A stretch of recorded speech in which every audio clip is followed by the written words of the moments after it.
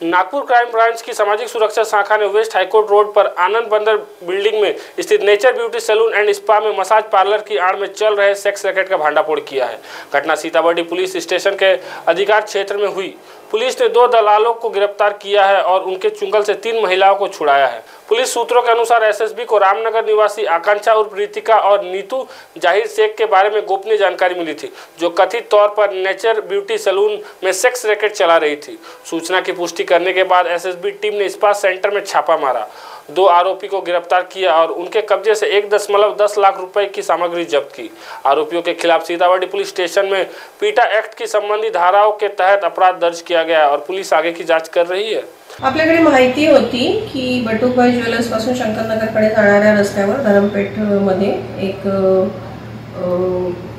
जे मिठाईचं आनंद भंडारची जी बिल्डिंग आहे त्याच्यामध्ये 3rd फ्लोअरवर नेचर स्पा नावाचं जे स्पा सेंटर आहे, तिथे स्पाच्या नावावर महिलांकडून व्यवसाय करून घेण्यात येतो। त्या संदर्भामध्ये आपण पूर्वी त्या संदर्भामध्ये खातर जमा केली आणि मग रेड कारवाई करण्याच्या हिशोबाने पंटर आणि पंचांना बोलवून त्यांच्या समक्ष मग रेड कारवाई आपण केलेली आहे।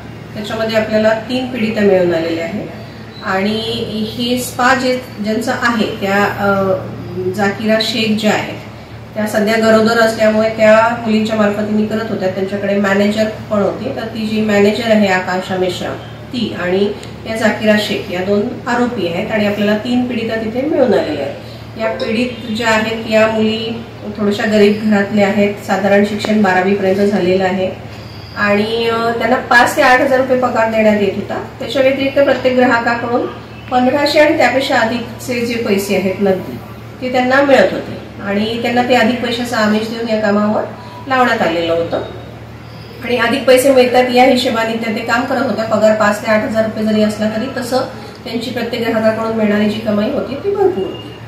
तर इथे आपण जी रेड केलेली याच्यामध्ये सगळ्यात महत्त्वाचा भाग जो आहे की आता जे नवीन कायदे झालेले आहेत त्याच्यामध्ये भारतीय नागरी साक्ष संहितेचे जे 176(3) कलम आहे, ज्यामध्ये 7 वर्षाच्या वरची शिक्षा असेल, त्यामध्ये आपल्याला एफएसएलच्या टीमला बोलवावं लागतं आणि आपल्या नशिबाने नागपूर शहरामध्ये आपण एफकारचा प्रोजेक्ट पण सुरू केलेला आहे। तर आपण ती एफकार आणि न्यायवैज्ञानिक तज्ञांना पण बोलावलेलं होतं, तर त्यांच्याकडून पण आपण ती जप्ती करून घेतलेली आहे आणि भारतीय नागरिक न्याय सुरक्षा संहिता याच्या संपूर्ण तरतुदींचं पालन करून ही संपूर्ण रेडची कारवाई करण्यात आलेली आहे। जसं सांगितलं की हे आनंद भंडारच्या बिल्डिंगमध्ये आहे, खालच्या फ्लोअरवर तिकडे एक ट्युशन क्लास पण आहे आणि हा व्यवसाय साधारण 1 वर्षापासून त्यांचा चालू आहे।